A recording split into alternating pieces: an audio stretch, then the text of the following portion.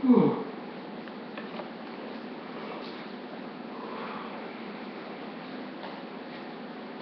I'm Danielle Louise, and today I'll be explaining the French Revolution to you, as well as the stages that occurred during it. The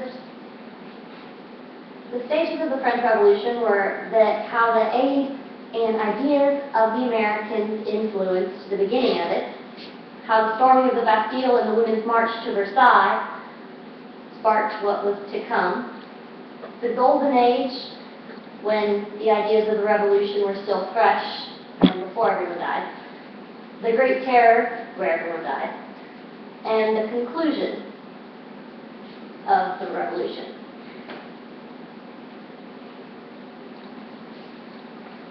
Aim and ideas. Louis funded the American Revolution because he wanted to prove his worth as a ruler. He was very young whenever he came to the throne. He's actually quoted as saying, "My God, we are too young to rule," whenever he was first told that his grandfather had died. The expenditures for the French Revolution really hurt the people because there had been a drought and they already did not have enough money for bread, and taxes were raised as a result of the American Revolution. Not only that, but John Emmerich, from his lectures of the French Revolution, said that the spark that changed thought into action was supplied by the Declaration of Independence. Ideas from America were making their way across the sea. Thomas Paine himself made his way over. He had written Common Sense, in which he said two ancient tyrannies, the aristocracy and the monarchy, should be put down in favor of a republic. It was originally meant with the best intentions, but with the storming of Bastille and the March to Versailles, it started as simply demanding bread in the Women's March to Versailles, but it led to the ransacking of the palace and the almost death of the monarchy. And the storming of Bastille started as the Bastille was considered a symbol of oppression. They were, by destroying the Bastille, destroying the oppression of the monarchy. Unfortunately, this ended with guards' heads on pikes, which foreshadowed the Great Terror that was to come after the Golden Age. The next part of the next stage of the French Revolution, after the aid and ideas and the storming of the Bastille and the March to Versailles, was the Golden Age.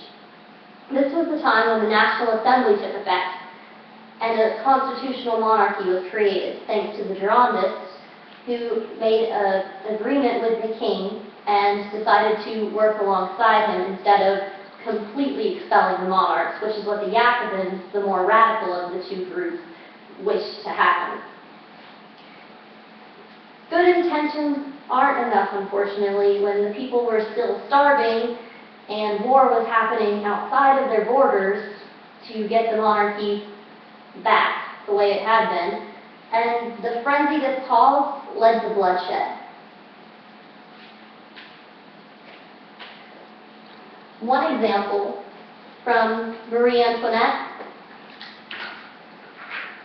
by John F. Abbott says that at one point, while the king and queen were at this point locked in a palace in Paris, the bloody heads of the massacred guards stuck upon pikes were raised up to the heads of the king, to the windows of the king, to insult and to terrify the royal family with their hideous trophies of the triumph of their foes.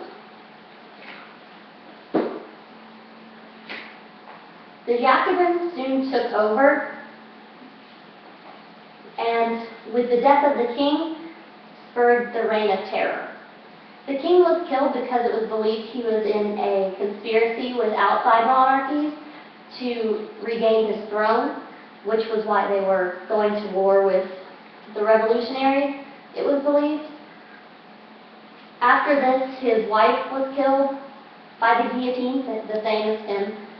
His daughter, Marie Therese, is the only one who survived. She managed to get out of the country. His son, at the age of 7, was imprisoned in a tower. He died at the age of 10 from malnutrition.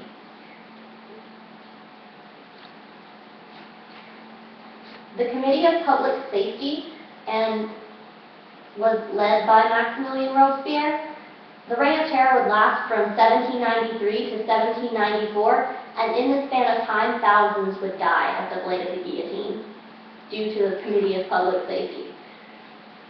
Many of these people were the Girondists, which the Jacobins took out of power by using the death of Jean-Paul Marat, killed by Charlotte Corday, a Girondin. They used this as a scapegoat in order to kill all of the Girondists, which stood in their way for political power. After this, if you were even considered slightly anti-revolutionary, you were going to face the tribunal, which is not like courts we have today. It's more like, if you're suspected, you're pretty much guilty. There was no getting out of it. You were going to die if you were suspected. July 27th, 1794 was the conclusion. So we've had the ideas and the aid to the Americans, the March to Versailles and the Bastille, the Golden Age, the Reign of Terror, and now its conclusion. July 27, 1794, the Thermidorian reaction, Robespierre is killed. He became too radical even for his own party, and with him died the revolution. Thank you.